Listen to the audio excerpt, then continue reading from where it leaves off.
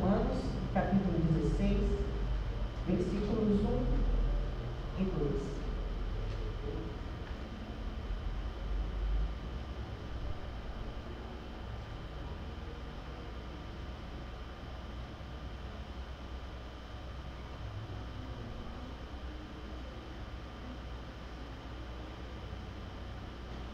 Aos que não estiveram aqui na escola dominical, esse texto faz parte da escola dominical que nós tivemos hoje. Nós encerramos o livro de Romanos, a carta do apóstolo Paulo aos Romanos. Domingo que vem estaremos começando em 1 Coríntios. Estamos fazendo todo o Novo Testamento para a glória de Deus. Terminamos Romanos esta manhã. E Deus me deu essa palavra. Romanos capítulo 16, versículos 1 e 2.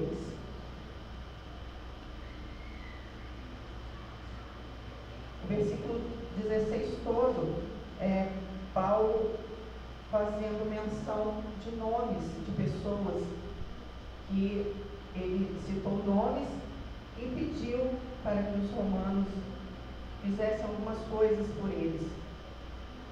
E essa é a primeira. Recomendo-vos, pois, Febe, nossa irmã, a qual serve na igreja que está em Cencreia, para que a recebais do Senhor como convém aos santos, e a ajudeis em qualquer coisa que de vós necessitar, porque tem hospedado a muitos, como também a mim mesmo. Amém? Podemos assentar. Hoje não, domingo passado, eu falei com o pastor, porque sou eu que preparo a aula.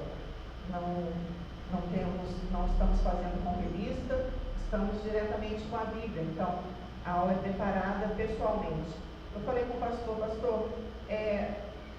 Romanos, capítulo 15 e 16, eu faço junto ou faço separado? Porque o último capítulo é só os nomes, são as saudações finais, as recomendações finais do apóstolo. Aí o pastor falou assim: lembra do sermão do ano novo? Eu falei: lembro. Aí ele: então, eu falei: amém. O sermão de ano novo, o pastor pegou um versículo que Paulo estava no final, falando sobre Epafrodito. Ele era somente isso. Peço a vocês que recebam Epafrodito, que eu estou mandando para vocês. Era uma recomendação. Uma única vez que apareceu esse nome na Bíblia. E como Febe, foi do mesmo jeito. Então o pastor falou para mim: presta bem atenção nos detalhes. Então, domingo passado fiz o capítulo 15 e esse falei de pessoa por pessoa. E Deus hoje me pediu, me mandou, né? E eu, como servo obediente e com juízo, estou obedecendo. Falar sobre Febe. Febe é a mulher que protegia Paulo. Ela protegeu o apóstolo Paulo. E eu falei: Senhor, o que eu vou falar disso? Aí ele falou assim, como já estou fazendo a leitura de Coríntios, lá em Coríntios capítulo 15, versículo 58, diz assim: sabendo que no Senhor o vosso trabalho não é vão. Então, juntei Febe com Romanos, com Coríntios, e veio isso: o vosso trabalho no Senhor não é vão. A gente tem que saber disso. E Febe era isso, uma mulher que o seu nome significa radiante, brilhante. Ela pode não ser famosa. Eu acho que vocês nunca tinham ouvido falar dessa mulher, mas na época dela, no começo do cristianismo, ela era bem conhecida. Ela exercia um ministério peculiar na igreja lá em Cencreia. Cencreia era uma cidade portuária, próxima a Corinto. E o apóstolo Paulo, na carta aos Romanos, nesse capítulo 16, recomenda de forma bastante destacada o nome dessa mulher. Ela era auxiliadora. E para ser auxiliadora, uma pessoa auxiliadora, você tem que ter disposição, que é um elemento essencial para servir. Você tem que ser obediente, né, cumprir o que o Senhor nos ordena, e você tem que ter a percepção de que o trabalho que você está fazendo é do Senhor, a honra é toda dele, não nossa. É interessante esse destaque a essa mulher pelo fato da sociedade naquela época fazer com que nós mulheres não tivéssemos valor nenhum. Naquela época não tínhamos. Tanto que o apóstolo Paulo falou que as mulheres tinham que ficar caladas dentro da igreja. E se tivesse alguma pergunta, ela fazia para o marido depois. Mas ela já era diaconisa. Paulo tinha a alta consideração por essa mulher. Ou ele não tinha chamado ela de diaconisa. Quando ele escreve aos Romanos, provavelmente ele estava lá na cidade de Corinto. Ele encarrega a Febe de entregar pessoalmente essa carta aos irmãos em Roma.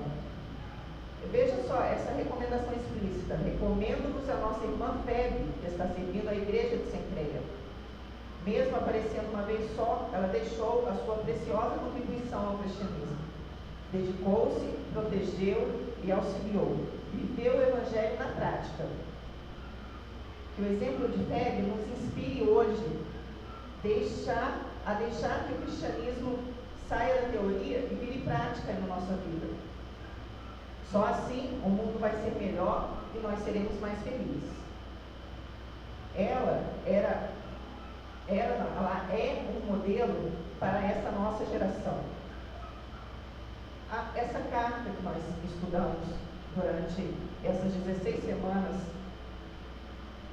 que foi a carta de Romanos, é uma obra literária que não tem igual. Foi através dela que Martinho Lutero, quantos aqui já ouviram falar de Martinho Lutero? Amém? Ele experimentou a salvação e conheceu a maravilhosa graça de Jesus através dessa carta. Foi através de Romanos que ele se converteu. O último capítulo nos reserva essas entrelinhas que estão escondidas por trás dessas saudações de Paulo. Então, quando você for fazer sua leitura e no final tiver aquelas saudações, preste atenção. Ali Deus também fala com a gente. Às vezes a gente lê muito rápido, é só saudação mesmo, não. Ali Deus fala conosco. E ele apresenta de uma maneira bem sucinta essa mulher extraordinária que é Febe. Essa aldeia de Cencreia ficava a 7, 12, 13, 14 quilômetros de Corinto. Então, eu não fui lá para medir.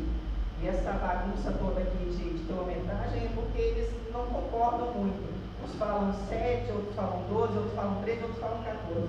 Como eu não fui lá para medir, então tem que falar todos que eles falaram, para que não saia mentira da minha boca. Naquele lugar se encontrava o povo da cidade. Sobre a igreja de Cencreia não temos muitos dados não, mas era possivelmente uma filial da igreja de Corinto. Então tinha uma íntima comunhão entre eles, essas duas igrejas.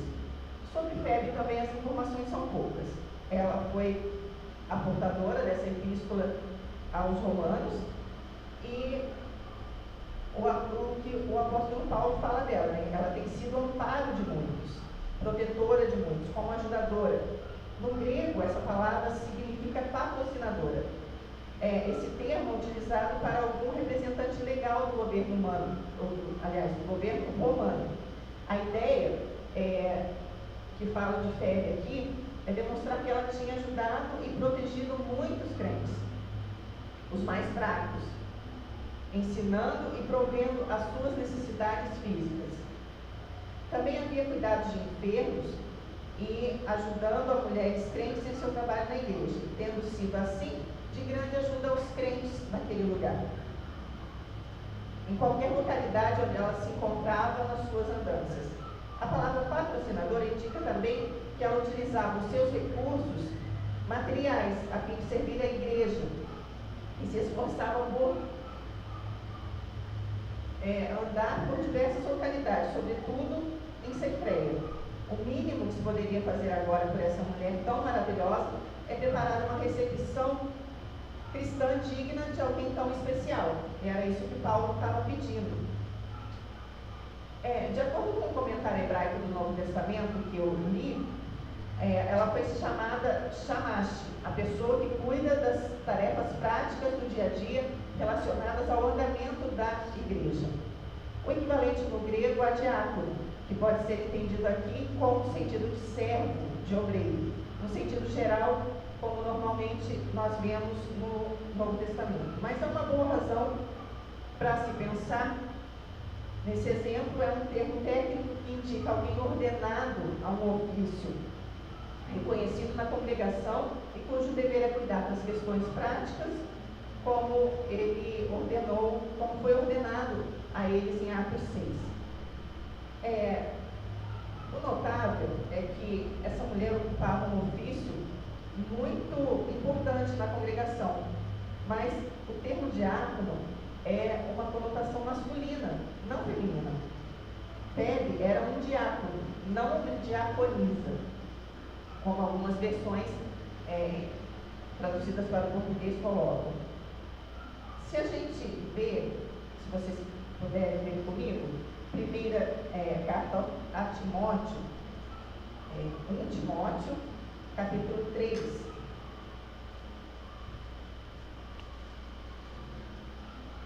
1 Timóteo, capítulo 3, do 8 ao 13, nós vamos ver as qualificações que essa mulher tinha, os atributos que Febe tinha para ser chamada Shamash, diácono.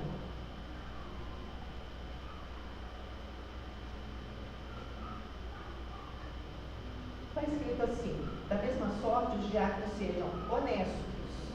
Então ela era uma pessoa honesta, não de língua dobre. Quer dizer, ela não falava, ela não tinha, falava amém e Deus me livre. Ela só tinha uma palavra. Não dada a muito vinho, não cobiçoso de torpe ganância, guardando o ministério da fé em uma pura consciência. Também estes sejam primeiro provados, depois sirvam se forem irrepreensíveis. Os diáconos sejam maridos de uma. Não, na mesma sorte, as mulheres sejam honestas, não maldizentes, sóbrias e fiéis em tudo. Os diáconos sejam maridos de uma mulher e governem bem os seus filhos e suas próprias casas. Porque os que servirem bem como diáconos adquirirão para si uma boa posição e muita confiança na fé que há em Cristo Jesus. Olha quantas coisas boas tinha para essa mulher. Para ela ser considerada um diácono, ela era honesta, ela tinha palavra, não tinha duas palavras, era uma palavra só, não era beberrona, não tinha cobiça por dinheiro, tanto que ela ajudava os outros com o próprio sustento, guardava a fé,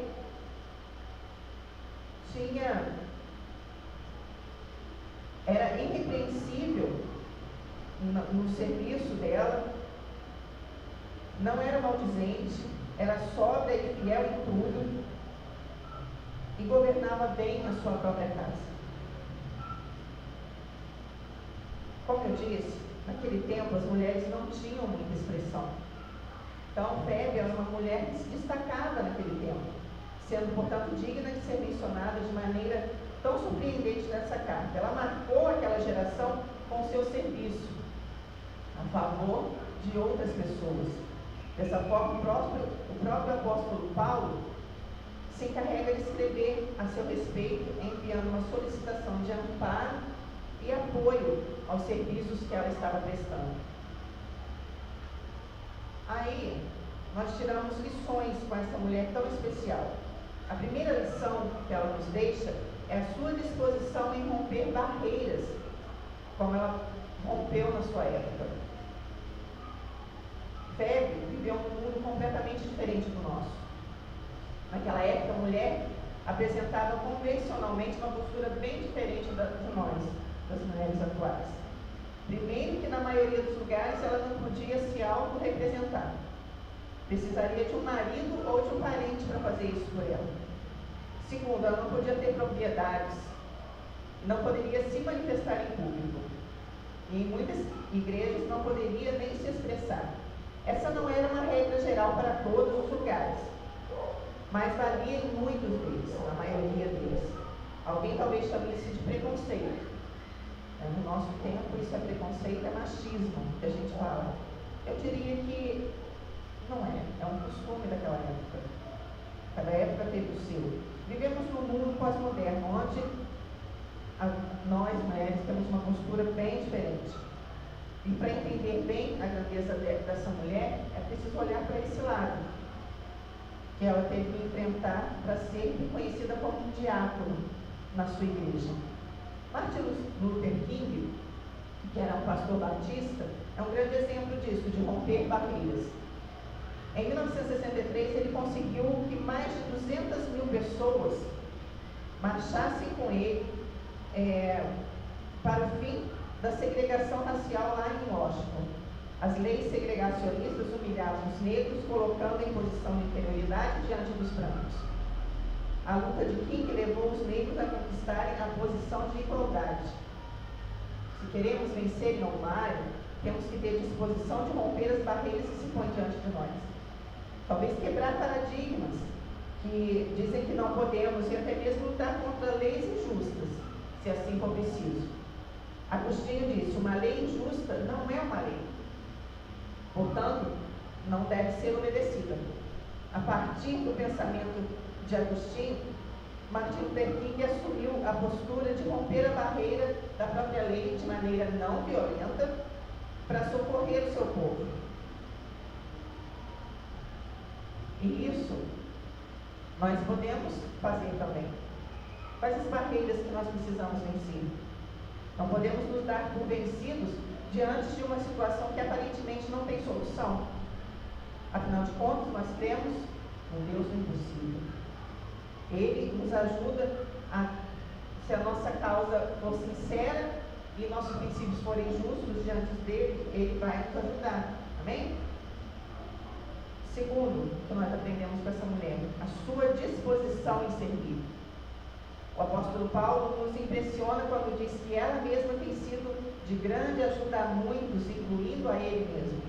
Febe foi uma mulher que marcou a sua geração com a sua disponibilidade em servir. Enquanto diácono da igreja de Sencreia, realizou um trabalho digno de receber destaque. Ela colocou não somente a sua vida, mas os seus bens em amparo àqueles que tinham necessidades reais. Outra pessoa que fez isso, mas não está na Bíblia e não é, assim, uma cristã nominalmente, foi Madre Teresa de Calcutá. Já ouviram falar de Madre Teresa? Então, ela era uma freira católica, uma mulher que ficou conhecida pelo seu serviço, impressionada com os problemas sociais lá da Índia, que se refletiam nas condições da vida das crianças, das mulheres e dos velhos, que viviam na rua numa miséria absoluta. Ela começou a atividade reunindo algumas crianças, a quem começou a ensinar o alfabeto e as regras de higiene. A sua tarefa diária se focalizava na angariação de donativos, na difusão da palavra de alento e de confiança em Deus. A partir de 1950, ela se empenhou a auxiliar os doentes com lepra. Um dos seus pensamentos era esse: não usemos bombas nem armas para conquistar o mundo. Usemos o amor e a compaixão. A paz começa com um sorriso. A disposição em servir tem que ser uma característica comum para quem já se encontrou com Cristo. Ele ensinou que devíamos fazer o mesmo que ele fez, sobretudo em amor ao próximo, a quem precisa. Sabemos o quanto é difícil, nesse mundo capitalista de hoje, ajudar o outro, mas, tendo o mundo como modelo econômico ou político que tiver, a palavra de Jesus continua sendo a mesma. Devemos servir a quem realmente necessita.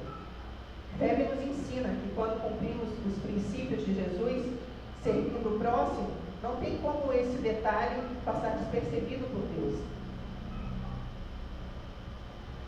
Aí vem aquele versículo que eu falei no começo: sabendo que no Senhor o vosso trabalho não é vão. Eu fico imaginando como o apóstolo Paulo foi achar essa mulher numa igrejinha lá em Corinto e ainda dar lugar de destaque na sua carta para uma igreja tão grande como a de Roma, eternizando assim o nome dessa mulher fantástica, fabulosa na história cristã. Penso que o cristianismo tem sido ofuscado pelos valores da modernidade, que cristãos modernos têm esquecido dos princípios de Jesus e têm procurado seguir outros princípios. Talvez não, é a hora de voltar na contramão do mundo e redescobrir o Evangelho nas palavras e ações de Jesus. Terceiro, que nós aprendemos com essa mulher, a sua disposição em testemunhar o Evangelho através das obras. As obras falavam mais alto do que as palavras dela. As suas atitudes lhe davam autoridade em qualquer lugar. A sua credencial era confirmada por quem ela era e pelo que ela fazia. Um grande pequeno homem que marcou a sua geração foi Mahatma Gandhi. Ele era grande por suas atitudes, mas era pequeno em estatura. Gandhi estudou direito na Inglaterra e passou um ano na África do Sul, onde ele se deparou com uma grande discriminação racial, o que fez despertar a sua consciência social. Gandhi acabou permanecendo 20 anos na África do Sul, defendendo a minoria hindu, liderando a luta do seu povo pelos seus direitos. Em novembro de 1913, Gandhi conduziu uma marcha com mais de 2.000 pessoas. Gandhi foi preso e foi solto após pagar fiança. Alguns missionários cristãos doaram todo o seu dinheiro para libertá-lo. De volta à Índia, em 1915, Gandhi passou a exercer o papel de conscientizador da sociedade hindu e muçulmana na luta pela independência indiana, baseada no uso da não violência. Em 1938, ele exortou os judeus para defender os direitos deles e, se necessário, morrer por causa desses direitos. Gandhi nunca se converteu ao cristianismo, nunca. Mas poucas pessoas seguiram tão bem os passos de Jesus como ele. Certa vez, quando ele foi abordado sobre esse assunto, ele disse: eu amo a Cristo, mas não suporto os cristãos. Isso porque ele observava que a maioria dos cristãos não evidenciava em suas vidas o Evangelho de Cristo. Não tinham bons exemplos, não eram um bom exemplo de servos de Jesus. Como o apóstolo Paulo declara, você é chamado para exalar o bom perfume de Cristo. Isso será feito através do seu testemunho a respeito de Cristo, não por palavras, mas pelas suas atitudes.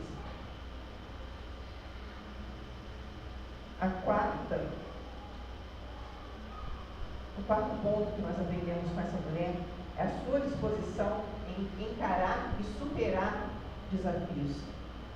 Essa carta aos Romanos foi escrita por Paulo, dirigida à igreja de Roma. Isso quer dizer que o trabalho de fé não ficava restrito à sua igrejinha. Ela tinha desafios maiores, ela ia para outras localidades. O fato de ser uma mulher em uma época bastante difícil não a conteve. Quantos homens tinham a liberdade e poderiam ter feito o que ela fazia e não fizeram? Ela superou os limites, encarou novos desafios e a sua disposição, sua posição desconfortante não limitou as suas ações. A gente está num ano de Copa, daqui a pouco tem as Olimpíadas e com essa atitude de fé, superando desafios, encarando novos desafios e superando tanta coisa que ela teve que superar por ser mulher, numa época em que as mulheres não podiam nada, me fez lembrar das Paralimpíadas. Quando eu vi a primeira vez, eu nunca tinha imaginado que pessoas com deficiências físicas pudessem praticar esportes. Cadeirantes jogavam basquete, cegos jogam futebol. Pessoas que não têm braço nadam. São campeãs em natação e são rápidos. Pessoas que não têm pernas ganham corridas. Superam os seus limites. Encaram novos desafios. E você, o que está fazendo? Está na sua zona de conforto? Ali, onde tudo é igual, tudo está do mesmo jeito, tudo é confortável para você. Esse mundo que nós vivemos hoje, ele é marcado por competitividade, por desigualdade. Todos os lugares que nós olhamos, que nós passamos, nós vemos isso. Competitividade, desigualdade. Talvez a sua situação seja de caos, com sonhos arrasados, sem expectativa de coisas melhores. Se esse é o seu caso, não se curve diante de uma situação difícil. Você é bem maior do que essa situação. O Deus que você serve é maior do que todo o resto. Você precisa sair da sua zona de conforto e encarar a situação. Para concluir, Febe foi uma mulher extraordinária, alguém que superou os seus limites, marcou o seu tempo e é, portanto, um grande exemplo para a nossa geração. A sua disposição em romper com as barreiras da sua época nos deixa a lição de que nada pode nos deter quando decidimos avançar. Sua disposição em servir nos leva diretamente para os padrões morais de Cristo, nos remetendo de volta para os nossos princípios de amor ao próximo. Suas obras evidenciam o caráter de Cristo em sua vida.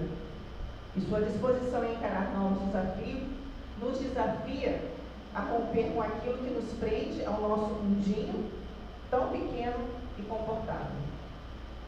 Gostaria de te desafiar a repensar a sua maneira de viver a partir de conhecer essa mulher, de conhecer Febe. A sua vida precisa ser marcada pelo servir. Não servir dando esmola ou algo paliativo para alguém que está faminto na rua, mas realmente assumir um estilo de vida de auxílio, pensando e repensando formas de ajudar no crescimento e desenvolvimento do seu próximo. Servir é bem maior do que simplesmente dar uma mãozinha.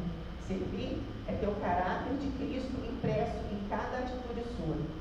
Gostaria de te desafiar a buscar motivação em fé, uma seguidora de Cristo, a abandonar outros modelos pós-modernos de cristão comprometido com uma geração alienada e moldada aos moldes capitalistas, que estimula a individualidade, a acumulação de bens, sem se importar com quem está sendo excluído ao seu lado, as pessoas que não têm oportunidades. Enfim, eu quero te desafiar a marcar a sua geração com o servir. Quem sabe o Senhor não escreverá o teu nome na história afirmando: ele, ela mesmo, tem sido de grande ajuda a muitos, incluindo a mim. Amém? Sabendo que no nosso Senhor o vosso trabalho não é vão. Nós possamos estar servindo a Deus sempre